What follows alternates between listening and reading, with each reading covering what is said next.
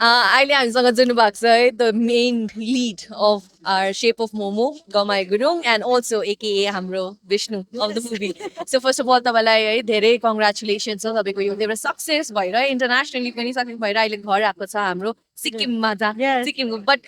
तपाईँहरूको पनि भोलि रिलिज हुँदैछ है नेपालमा how excited are you for that first of all एकदमै एक्साइटेड किनभने सुरुमा त मेरो अब सिक्किमको पहिला स्कुलमा टिचरहरू हुनुहुन्थ्यो कि सो उहाँहरू चाहिँ जहिले पनि एकदमै भोकल अनि एकदमै भेरी मच अब राइचियसहरू क्या अनि जुन चाहिँ खालको वुमेन त्यो पोजिसनमा डिसिजन मेकिङ पोजिसनमा देख्दा मलाई जहिले पनि रिफ्रेसिङ लाग्ने अनि जहिले पनि कस्तो होला सिक्किम भन्ने ठाउँ चाहिँ कस्तो ठाउँमा हुर्किनु भएको होला मेरो टिचरहरू जस्तो लाग्थ्यो क्या अनि जब चाहिँ 2.5 इयर्सको त्रिवेणीको यो प्रोजेक्टले म सिक्किममा आएँ अनि यो 2.5 इयर्सको हाम्रो जर्नी त्यो 20वटा फेस्टिभल्स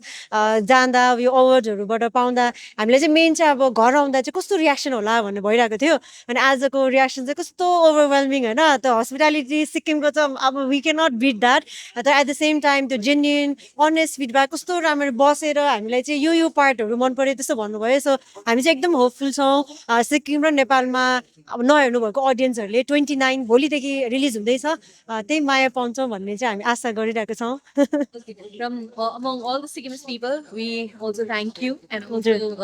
तपाईँहरूलाई धेरै वेलकम छ यहाँनिर है हजुर will give you all thank you फेरि फेरि आउनु पाओस् सिक्किममा है यसरी काम गर्नु पाइयोस् हुन्छ हामीले जतिसक्दो त्रिवेणी दिदीको इन्टरभ्युजहरू देखेको छ है उहाँले सेप अफ मोमोको कुरा गर्छ है उहाँले आफ्नो नै एउटा लिड जो हुनुहुन्छ त्यो हुन्छ भन्नुहुँदै थियो नि त जब तपाईँले यो स्क्रिप्ट पाउनु भयो है what was your reaction and how did you like went through throughout this journey of shape of momo Shiv momo फर्स्टमा त अब एक्चुली मेरो फ्रेन्ड प्रतीक जो चाहिँ नेपालको फिल्म मेकर हो उसले चाहिँ मलाई त्रिवेणी फिल्म मेकर उसले चाहिँ यस्तो खालको एउटा स्टोरी लेख्दैछ किनभने मलाई पनि एकदमै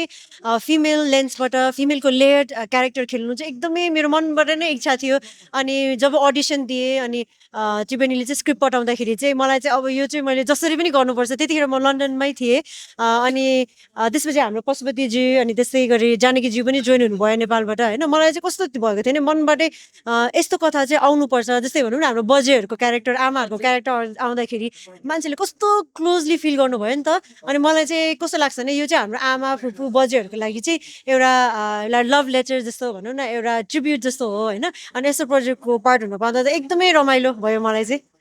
नट एज विष्णु हजुर हाम्रो गाउँमा गुरुङको पर्सपेक्टिभबाट हजुर you could have and up with ज्ञान आई नो वुड यु होइन सबैजनाले त्यही भन्नुहुन्छ कि किन वाइ कतिजनाले चाहिँ बिरालो आजादी कहाँ गयो भन्छन् कतिजनाले चाहिँ ज्ञानलाई किन त्यस्तो गरेको भन्ने खालको तर आई थिङ्क विष्णुको साटो विष्णु मेल फिगर भएको भए चाहिँ कति डिसिजन्सहरूलाई चाहिँ हाम्रो सोसाइटीले इजिली एक्सेप्ट गर्छ नि त होइन केटालाई मुभ अन गर्नको लागि केटाको प्रायोरिटिज उसको निड्सहरूलाई चाहिँ हामी सोसाइटी सबै टुगेदर भएर चाहिँ होइन भन्ने खाल फोर फ्रन्टमा आउँछ नि त तर वुमेनले चाहिँ जब आफूलाई चुज गर्छ त्यतिखेर चाहिँ उसलाई जहिले पनि एउटा गिल्टको लेन्सबाट या अलिकति भिलेनिफाई गर्छ नि त so hopefully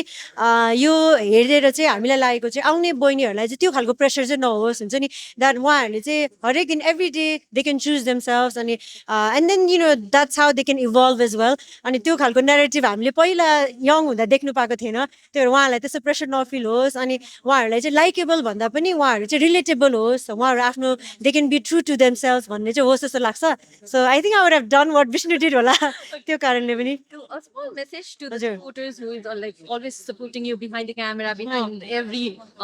great success. Like small message. होइन मलाई त्रिवेणीले जहिले जिस्काइरहेको हुन्छ कि सिक्किममा तिम्रो कस्तो